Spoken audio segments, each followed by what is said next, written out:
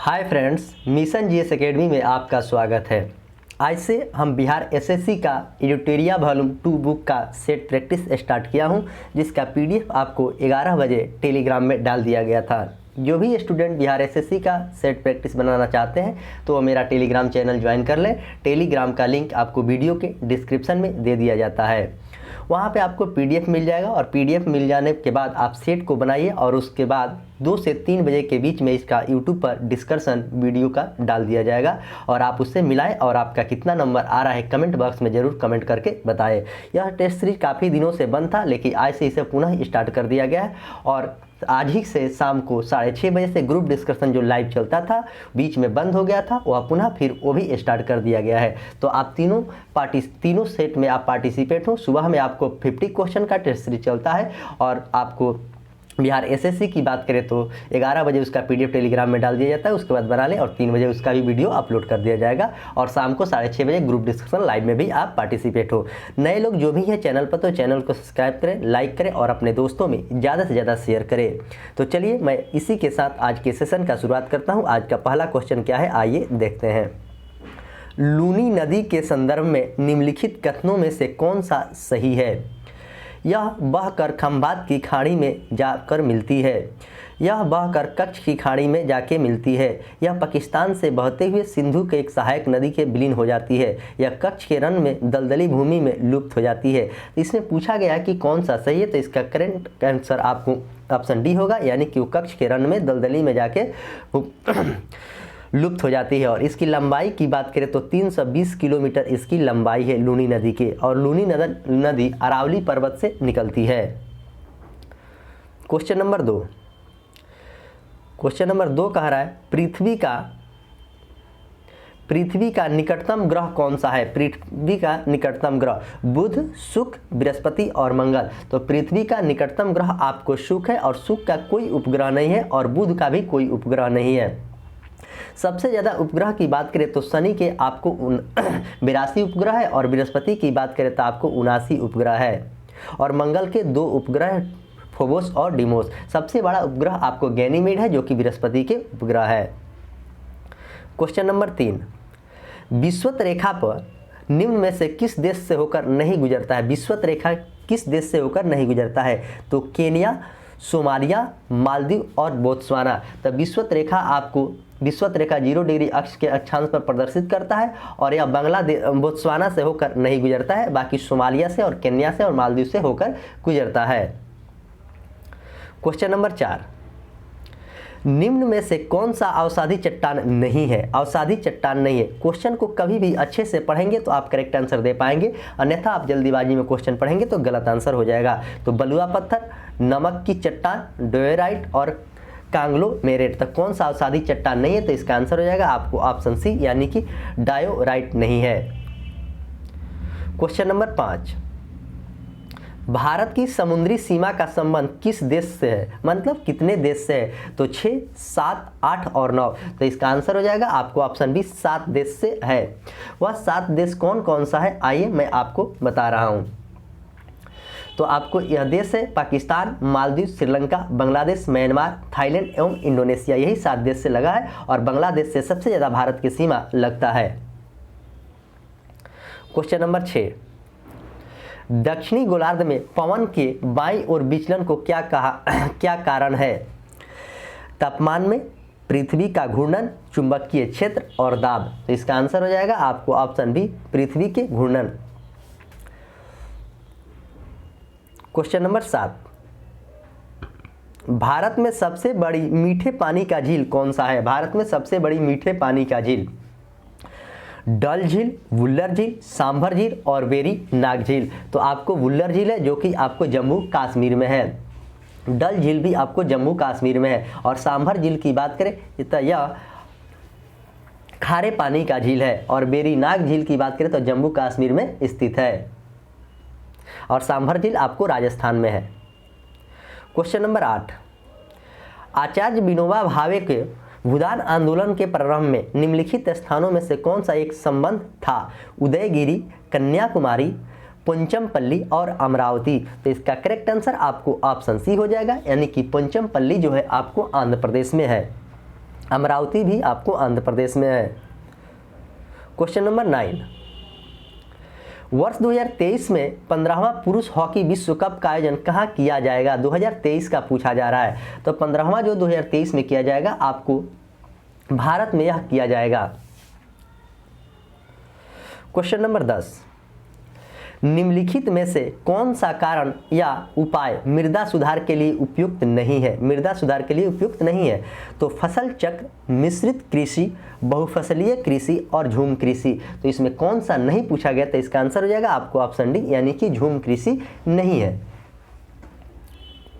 Question number 11,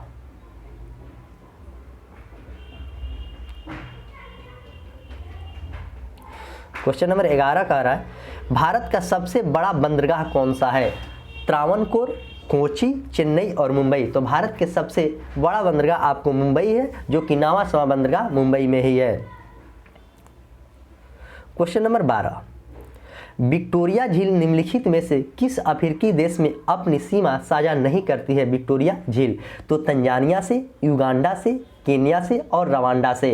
तो इसका answer हो जाएगा आपको ऑप्शन डी, यानी कि रवांडा। रवांडा की राजधानी की बात करें तो किगाली इसका राजधानी है।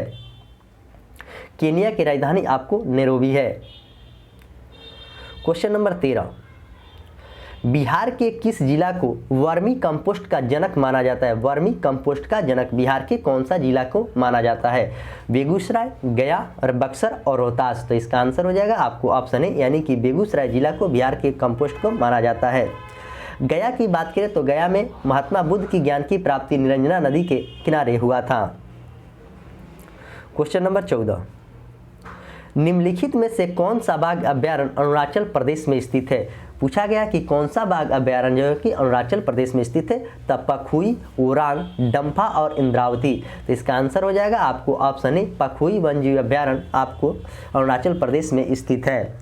ओरांग वन की बात करें तो असम में है, और डाम्फा की बात करें तो मिजोरम में है, और इंद्रावती की बात करें तो छत्तीसगढ़ में है। तो चारों को अच्छे से आप याद रखेंगे, ये क्वेश्चन आपके एग्जाम में पूछा जाता है ऐसा क्वेश्चन।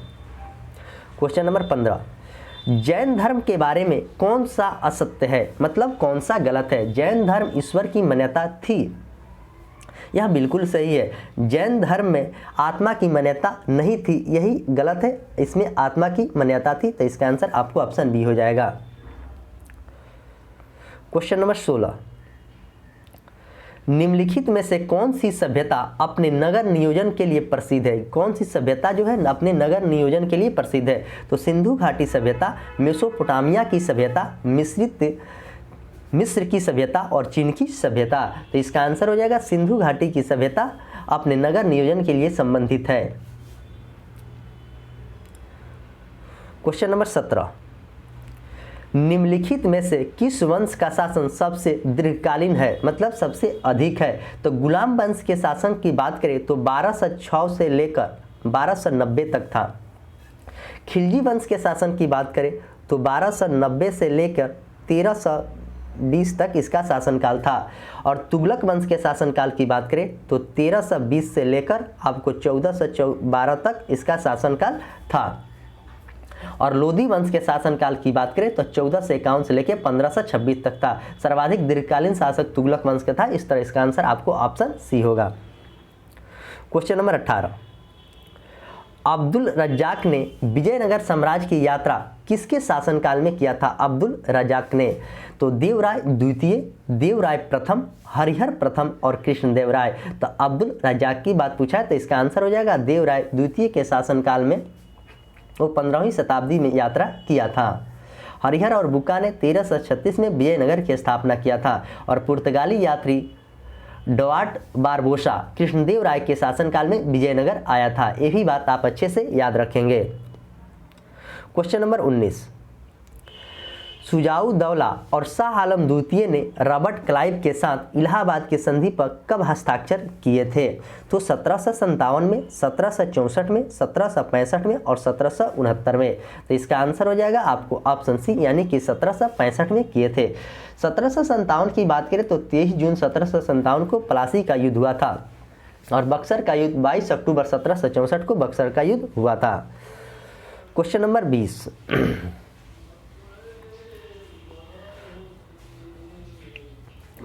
शेरशाह ने अपना अंतिम सैन्य अभियान किस राज्य के खिलाफ किया था? शेरशाह ने अपना अंतिम अभियान मारवाड़ के शासक, मेवाड़ के, कालिंजर के और रणथंभौर के। तो इसका आंसर हो जाएगा आपको ऑप्शन सी, कालिंजर के साथ किया था।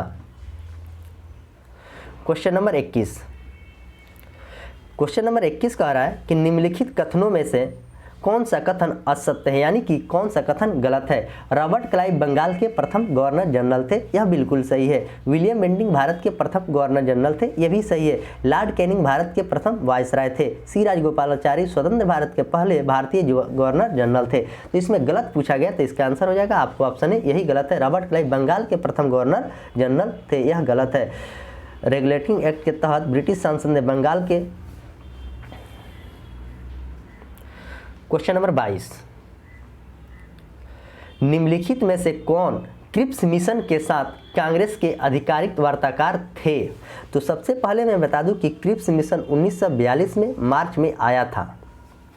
महात्मा गांधी एवं सरदार पटेल, आचार्य जे.बी. कृपलानी एवं सी राजगोपालाचारी, पंडित जवाहरलाल नेहरू एवं मौलाना अबुल कलाम आजाद, डॉक्टर राजेंद्र प्रसाद, रफ़ी किरदवई। तो इसमें कौन सा था? तो इसका आंसर हो जाएगा आपको ऑप्शन सी, यानी कि पंडित जवाहरलाल नेहरू और Maulana Abul Kalam Azad. Question number 23। Question number 23 कह रहा है कौन सी महत्वपूर्ण घटना जलियांवाला बाग नरसंहार के तुरंत पूर्व घटी थी? तो सबसे पहले मैं बता दूं कि 13 अप्रैल 1919 को जलियांवाला बाग हत्याकांड हुआ था। तो असहयोग आंदोलन, रॉलेट एक्ट, सांप्रदायिक अवार्ड और बिहार के विद्यापीठ की स्थापना। तो इसका आंसर हो जाएगा आपको ऑप्शन बी, यानी कि रॉलेट एक्ट। रॉलेट एक्ट की बात करें तो रॉलेट एक्ट 1919 में हुआ था, मार्च में। महीना आप याद रखेंगे। असहयोग आंदोलन की बात करें तो असहयोग आंदोलन आपको 1920 में हुआ था। Question number 24। आज़ाद हिंद फौज की स्थापना का श्रेय किसे दिया जाता है? आज़ाद हिंद फौज की कैप्टन मोहन सिंह, रास बिहारी बोस, सुभाष चंद्र बोस और कर्नल गुरदयाल ढिल्लन को। तो आज़ाद हिंद फौज की स्थापना आपको रास बिहारी बोस को दिया जाता है और इसकी स्थापना 1 सितंबर 1942 को हुआ था। इसकी स्थापना 1 सितंबर को कैप्टन मोहन सिंह के द्वारा किया गया था, डिवीजन का गठन। Question number 25। निम्नलिखित में से कौन भक्ति आंदोलन का प्रवर्तक नहीं है? भक्ति आंदोलन का प्रवर्तक नहीं है। नागार्जुन, तुकाराम, त्यागराज और वल्लभाचार्य। तो इसमें कौन सा नहीं है? तो इसका आंसर हो जाएगा आपको ऑप्शन ए, नागार्जुन नहीं है। Question number 26। भारतीय रिजर्व बैंक के बैंक दर कम करने का फलस्वरूप क्या है? तो बाजार की तरलता बढ़ जाती है, बाजार की तरलता घट जाती है, बाजार की तरलता पर कोई प्रभाव नहीं पड़ता है और वाणिज्य बैंक अधिक जमा पूंजी संग्रहित कर लेती है। तो इसका आंसर की बात करें तो इसका आंसर हो जाएगा आपको ऑप्शन ए, बाजार की तरलता बढ़ जाती है। Question number 27। गन्ने की उचित एवं लाभप्रद कीमत FRP को निम्नलिखित में से कौन अनुमोदित करता है? कौन अनुमोदित करता है? तो आर्थिक मामलों के मंत्रिमंडलीय समिति, कृषि लागत और मूल्य आयोग, कृषि उत्पादन और विवरण की समिति और ऑप्शन डी की बात करें तो इनमें से कोई नहीं। तो इसका करेक्ट आंसर हो जाएगा आपको ऑप्शन ए, यानी कि आर्थिक मामलों की मंत्रिमंडलीय समिति। Question number 28।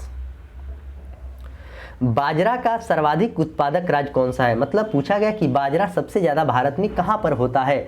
तो बाजरा सबसे ज़्यादा आपको उत्तर प्रदेश, राजस्थान में होता है और आंवला सबसे ज़्यादा आपको उत्तर प्रदेश में होता है और कहवा सबसे ज़्यादा आपको कर्नाटक में होता है। तो ये सारे चीज़ को आप याद रखेंगे, आपके एग्जाम में यहाँ से भी क्वेश्चन पूछा जाता है।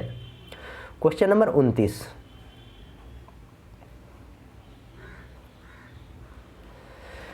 क्रिस्टलीकरण निम्नलिखित में से किसका उदाहरण है? क्रिस्टलीकरण किसका उदाहरण है? तो भौतिक परिवर्तन के, जैविक परिवर्तन के, रासायनिक परिवर्तन के और ऑप्शन डी की बात करें तो सभी के। तो इसका आंसर हो जाएगा आपको ऑप्शन ए, यानी कि भौतिक परिवर्तन के है। Question number 30। जल विद्युत का उत्पादन किस सिद्धांत पर कार्य करता है? जल विद्युत का उत्पादन गुरुत्वीय स्थितिज ऊर्जा, ऊर्जा संरक्षण के सिद्धांत पर, और ए और बी दोनों, और ऑप्शन डी की बात करें तो गुरुत्वीय गतिज ऊर्जा। तो इसका आंसर हो जाएगा आपको ऑप्शन सी, ए और बी दोनों, यानी कि गुरुत्वीय स्थितिज ऊर्जा और ऊर्जा संरक्षण के सिद्धांत पर।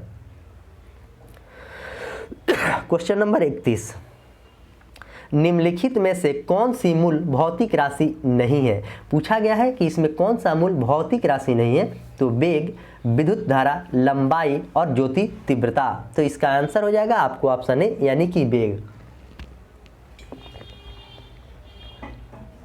इसका करेक्ट आंसर आपको ऑप्शन ए, यानी कि वेग होगा। लंबाई, द्रव्यमान, समय, ताप, विद्युत धारा और ज्योति तीव्रता, यह पदार्थ के परिणाम 7 मूल भौतिक राशियां हैं, इसे आप याद रखेंगे। क्वेश्चन नंबर 32, निम्न में से किस बल के कारण दूध से क्रीम पृथक होता है, मतलब दूध से क्रीम निकलता है। गुरुत्वाकर्षण बल, अपकेंद्रीय बल, अभिकेंद्रीय बल, ससंजक बल। तो किसके कारण यह होता है, तो आपको ऑप्शन बी इसका करेक्ट आंसर है, यानी कि अपकेंद्रीय बल के कारण होता है। अभिकेंद्रीय बल की बात करें तो यह आपको वॉशिंग मशीन में काम, अपकेंद्रीय बल भी वॉशिंग मशीन में ही काम करता है। क्वेश्चन नंबर 33, भारत में सर्वप्रथम न्यूनतम समर्थन मूल्य यानी एमएसपी की अवधारणा किस समिति के सिफारिश पर लागू किया गया है। तो लक्ष्मीकांत समिति, गायपुरिया समिति, अमित अग्रवाल समिति और नरसिम्हा समिति। तो इसका आंसर हो जाएगा आपको ऑप्शन ए, यानी कि लक्ष्मीकांत समिति। यह समिति की बात करें तो 1965 में इसको लागू किया गया था, ये भी बात आप याद रखेंगे।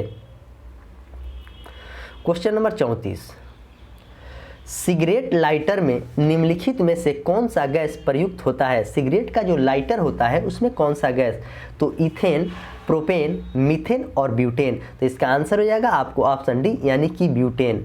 मीथेन की बात करें तो CH4 इसका सूत्र होता है, जिसे मार्स गैस भी कहा जाता है, और मीथेन को ही गोबर गैस भी कहा जाता है।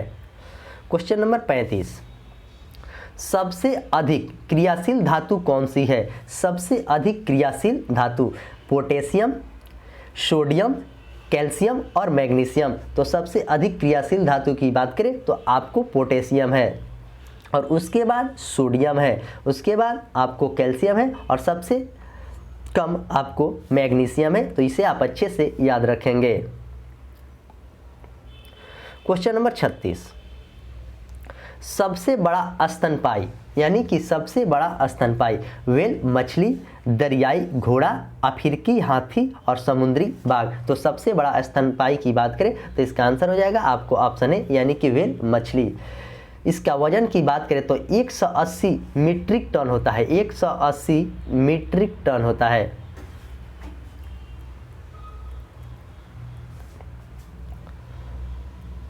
क्वेश्चन नंबर 37, सौर ऊर्जा यानी कि एटीपी बदलती है क्लोरोप्लास्ट में, क्रोमोप्लास्ट में, माइटोकॉन्ड्रिया में और गल्जी काय में। तो सौर ऊर्जा जो एटीपी बदलती है वह किस में, यह बात पूछा गया। तो इसका आंसर हो जाएगा आपको ऑप्शन ए, यानी कि क्लोरोप्लास्ट में बदलती है। माइटोकॉन्ड्रिया की बात करें तो माइटोकॉन्ड्रिया का खोज अल्टमैन के द्वारा किया गया था। क्वेश्चन नंबर 38, निम्नलिखित में से कौन सा मानव शरीर के सबसे छोटी हड्डी है।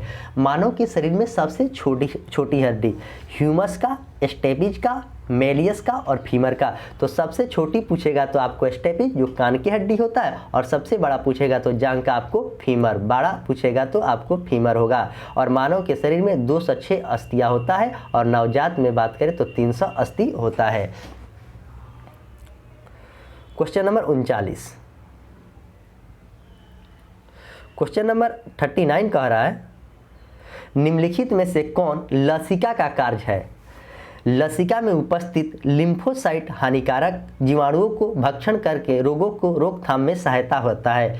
लसिका लिम्फोसाइट का निर्माण भी करती है। लसिका घाव भरने में सहायता करती है। और ऑप्शन डी की बात करें तो सभी। तो इसका करेक्ट आंसर आपको ऑप्शन डी हो जाएगा, यानी कि सभी स्टेटमेंट इसमें जो दिया है वह सही है। क्वेश्चन नंबर 40, निम्न में सबसे मीठी चीनी कौन सा है? इसमें मीठा चीनी कौन सा है? तो फ्रुक्टोज, ग्लूकोज, मल्टोज और सुक्रोज। तो सबसे मीठा की बात करें तो आपको फ्रुक्टोज है। ग्लूकोज का सूत्र की बात करें C6H11O6 इसका सूत्र होता है और इसका एटॉमिक मास की बात करें तो 180 इसका एटॉमिक मास होता है। क्वेश्चन नंबर 41, जब हम अपने बिजली बिल का भुगतान करते हैं तो हम किसके लिए भुगतान करते हैं? जब अपने बिजली बिल के उपयोग हुए आवेश के यानी कि चार्ज के, उपयोग हुए विद्युत के, उपयोग हुए शक्ति के और उपयोग हुए ऊर्जा के, तो हम लोग किसका करते हैं? तो इसका आंसर हो जाएगा आपको ऑप्शन डी यानी कि उपयोग हुए ऊर्जा के, KWH किलोवाट घंटा इसका होता है। क्वेश्चन नंबर 42, मादा युग्मक को क्या कहा जाता है? मादा युग्मक को क्या कहा जाता है? युग्मनज, अंडाणु, शुक्राणु और भ्रूण। तो इसका आंसर हो जाएगा आपको ऑप्शन बी यानी कि उसे अंडाणु कहा जाता है। लैंगिक जनन दो विशेषताएं प्रकार की युग्म है जो कि कोशिका में भाग लेती है, जिसे वृषण में नर युग्मक कोशिका को शुक्राणु और तथा अंडाशय में बनने वाली मृदा को कोशिका के अंडाणु यानी कि डिंबवानी यानी कि ओभा कहा जाता है। इसे आप अच्छे से याद रखेंगे। क्वेश्चन नंबर 43, वर्षा की मात्रा निर्भर करती है। वर्षा की मात्रा जो है वह किस पर निर्भर करती है? तो हवा के दबाव पर, वायुमंडल के नमी पर, जल चक्र पर और तापक्रम पर। तो यह किस पर निर्भर करती है? तो इसका आंसर हो जाएगा आपको ऑप्शन बी वायुमंडल के नमी पर निर्भर करती है।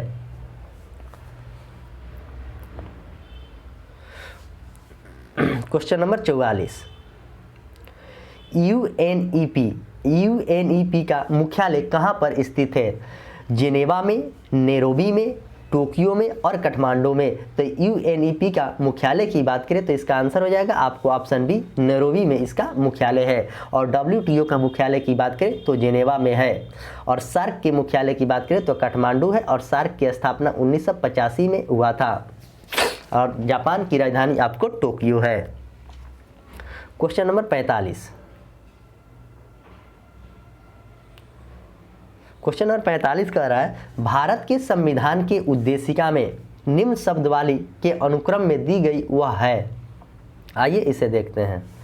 संपूर्ण प्रभुत्व संपन्न समाजवादी पथ निरपेक्ष लोकतांत्रिक गणराज्य।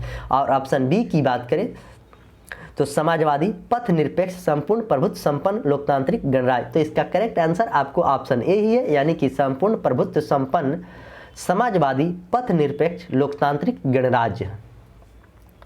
क्वेश्चन नंबर 46,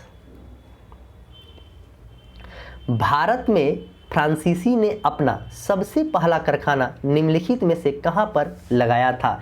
भारत में फ्रांसीसी ने, तो फ्रांसीसी सूरत, पुलिकट, कोची और कासिम बाजार। तो इसका आंसर हो जाएगा आपको ऑप्शन ए यानी कि सूरत में। फ्रांसीसी ईस्ट इंडिया कंपनी की स्थापना 1664 में हुआ था सूरत में, कोलबार्ट के द्वारा की गई थी। और भारत के प्रथम फ्रांसीसी कारखाना फ्रैंक कैरो के द्वारा 1668 में की गई थी। क्वेश्चन नंबर 47,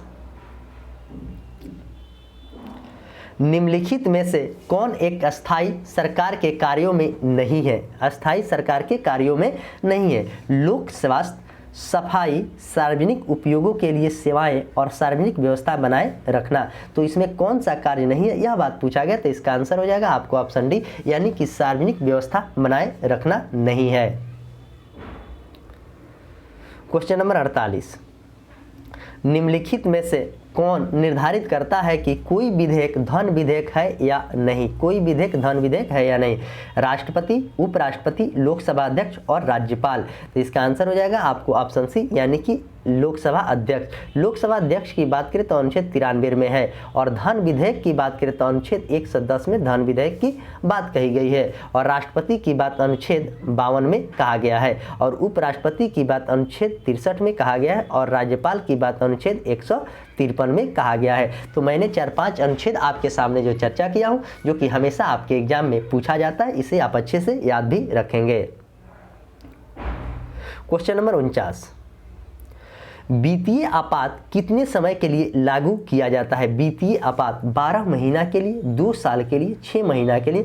और ऑप्शन डी की बात करें तो इसका कोई सीमा नहीं है, तो ऑप्शन डी इसका करेक्ट आंसर है। वित्तीय आपात की बात करें तो 360 के तहत, और राष्ट्रीय आपात की बात करें तो अनुच्छेद 352 की तरफ, और राष्ट्रपति शासन की बात करें तो अनुच्छेद 356 के तहत। ये सब आप अच्छे से याद रखेंगे, आपके एग्जाम में यहाँ से भी क्वेश्चन पूछा जाता है। क्वेश्चन नंबर 50,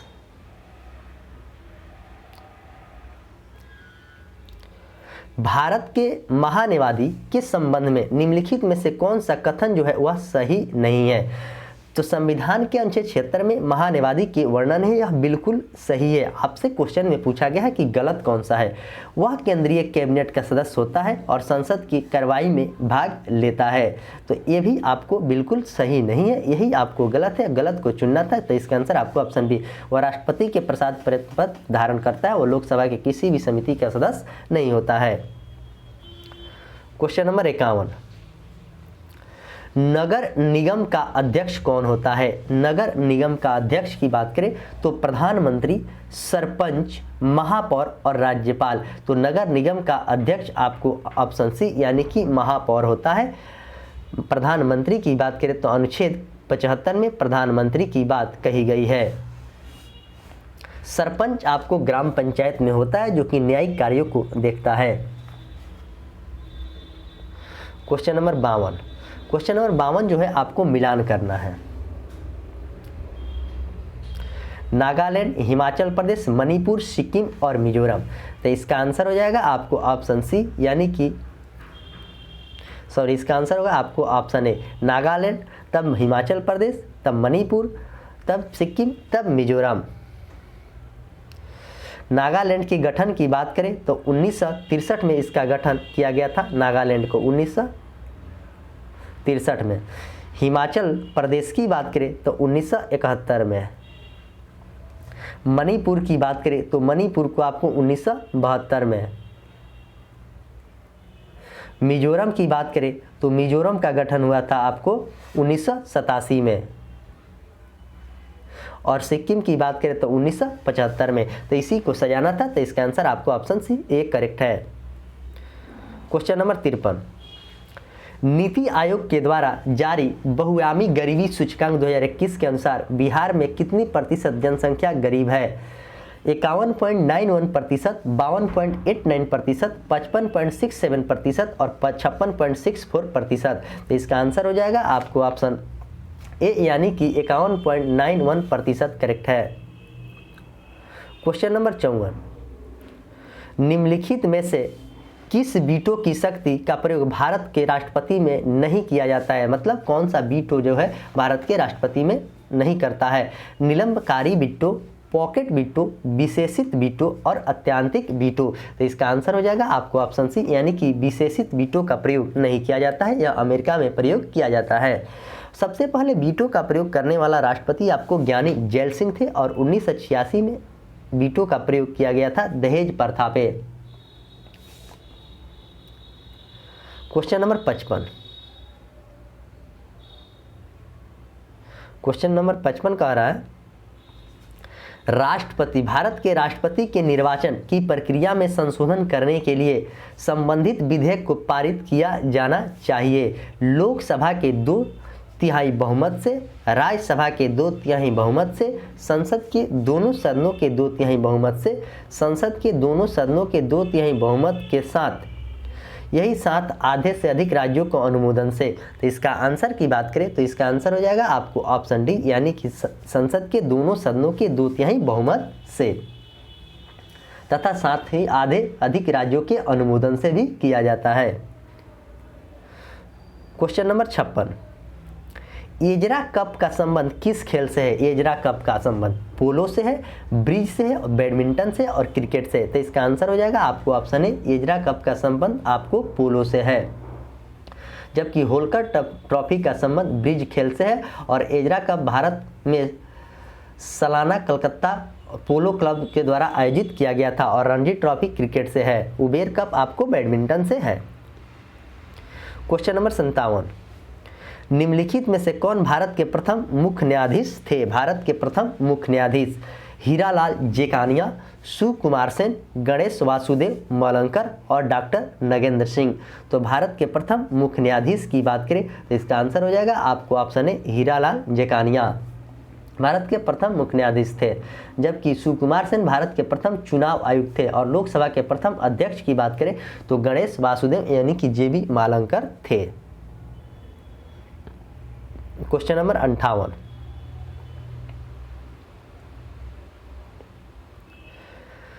रिहंद जल विद्युत परियोजना से देश में किन किन राज्यों में लाभ मिलता है? राजस्थान, मध्य प्रदेश, उत्तर प्रदेश, हरियाणा, उत्तर प्रदेश, मध्य प्रदेश और उत्तर प्रदेश और छत्तीसगढ़। तो कौन कौन से देश राज्य को लाभ मिलता है? तो इसका आंसर हो जाएगा उत्तर प्रदेश और मध्य प्रदेश को लाभ मिलता है। क्वेश्चन नंबर 59, विश्व की सबसे लंबी हाईवे टनल किस देश में स्थित है? विश्व की सबसे लंबी हाईवे टनल किस देश में स्थित है? तो आपको यह भारत में है, जिसकी लंबाई की बात करें तो 9.023 किलोमीटर है। चीन की बात करें तो चीन का सीमा सबसे ज़्यादा भारत के अरुणाचल प्रदेश से लगा है और अमेरिका के वर्तमान में राष्ट्रपति जो बाइडेन है। क्वेश्चन नंबर 60, हवाई अड्डों पर विमान चालकों को संकेत देने के लिए किस गैस का प्रयोग किया जाता है हवाई अड्डों पर? तो क्रिप्टॉन का, रेडॉन का, नियोन का और नाइट्रोजन का। तो इसका आंसर हो जाएगा आपको ऑप्शन सी यानी कि नियोन का प्रयोग किया जाता है। नियोन भी आपको इनर्ट गैस है, क्रिप्टॉन भी इनर्ट गैस है और रेडॉन भी इनर्ट गैस है। क्वेश्चन नंबर 61 कह रहा है कि 52 डिग्री सेल्सियस कितने फ़ारेनहाइट के बराबर होता है? तो एक इसका सूत्र होता है C-0/100 बराबर F-32/180। इस पर आप वैल्यू पुट करेंगे तो इसका आंसर आ जाएगा आपको ऑप्शन बी यानी कि 122 डिग्री सेल्सियस पर। क्वेश्चन नंबर 62, निम्नलिखित में से कौन सा एक संघाई सहयोग संगठन का सदस्य नहीं है? संघाई सहयोग संगठन का सदस्य नहीं है। तो रूस, कजाकिस्तान, यूक्रेन और भारत। तो कौन सा नहीं है? तो इसका आंसर हो जाएगा आपको ऑप्शन सी यानी कि यूक्रेन। यूक्रेन अभी देश काफ़ी तबाही से गुजर रहा है रूस के चलते। यूक्रेन के राष्ट्रपति जेलेंस्की है और रूस के राष्ट्रपति आपको पुतिन है। भारत के राष्ट्रपति जो सबसे युवा एवं अल्पसंख्यक और महिला बनी है जो कि द्रौपदी मुर्मू है। बाल्को एल्युमिनियम कंपनी की स्थापना किस देश की सहायता से हुई थी? बाल्को फ्रांस की, सोवियत संघ के, यूएसए के और जर्मनी के। तो इसका आंसर हो जाएगा आपको ऑप्शन बी यानी कि सोवियत संघ से है और इसकी स्थापना आपको 1965 में किया गया था। ये भी बात आप याद अच्छे से रखेंगे। क्वेश्चन नंबर 64, फीफा अंडर 17 महिला विश्व कप, फीफा अंडर 17 महिला विश्व कप का आयोजन 2022 में किस देश में किया जाएगा? 2022 का पूछा गया है। तो भारत में, इटली में, ब्राज़ील में और कतर में। तो इसका आंसर हो जाएगा आपको ऑप्शन है यह भारत में किया जाएगा 2022 का। क्वेश्चन नंबर 65, वर्ष 2021 के लिए 57वां ज्ञानपीठ पुरस्कार दामोदर मावजो को किस भाषा में किया गया? किस भाषा में किया गया? तो असमिया में, मलयालम में, कोंकणी में और तेलुगु में। तो किस भाषा में किया गया? तो इसका आंसर हो जाएगा आपको ऑप्शन सी यानी कि कोंकणी में किया गया है। असमिया असम में बोला जाता है, मलयालम केरल में बोला जाता है, तेलुगु आपको तमिलनाडु में बोला जाता है। क्वेश्चन नंबर 66, भारत सरकार ने किस वर्ष दूसरे पिछड़े वर्ग आयोग का गठन किया है? दूसरे पिछड़े वर्ग आयोग का गठन किया गया है 1980 में, 1975 में, 1970 में और 1979 में। तो इसका आंसर हो जाएगा आपको ऑप्शन डी 1979 में। 1980 की बात करें तो 14 बैंकों का राष्ट्रीयकरण 1980 में किया गया था। उस समय भारत के प्रधानमंत्री इंदिरा गांधी थी। 1980 में 6 बैंकों को किया गया था, न कि 14 बैंकों। 14 बैंकों का राष्ट्रीयकरण आपको 1969 में किया गया था। 1975 की बात करें तो एनटीपीसी की स्थापना हुआ था। 1975 में ही आपको सिक्किम भारत का राज्य बना था और 1975 में ही ग्रामीण बैंक की भी स्थापना की गई थी और 1970 की बात करें तो ऑपरेशन फ्लड की शुरुआत हुआ था।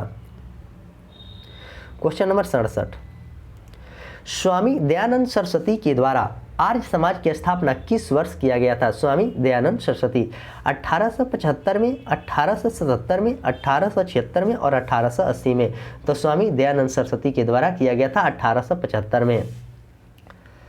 10 अप्रैल 1875 को मुंबई में आर्य समाज की स्थापना की गई थी और 1877 में आर्य समाज का मुख्यालय मुंबई से लाहौर बनाया गया था। 1877 में लाहौर से मुंबई। क्वेश्चन नंबर 68, निम्नलिखित में से कौन सा जायद की फसल है? पूछा गया कि कौन सा आपको जायद का फसल है। तो बाजरा, ककड़ी या खीरा, कपास और काफ़ी। तो आपको जायद का फसल ककड़ी, खीरा, तरबूज ये सब जायद का फसल है। बाजरा सबसे ज़्यादा आपको राजस्थान में होता है और कपास की बात करें तो सबसे ज़्यादा कपास आपको काली मिट्टी में होता है और सबसे ज़्यादा कपास वर्तमान डाटा के अनुसार अभी गुजरात में हो रहा है। और कॉफ़ी की बात करें तो कॉफ़ी सबसे ज़्यादा कर्नाटक में होता है। Question number 69,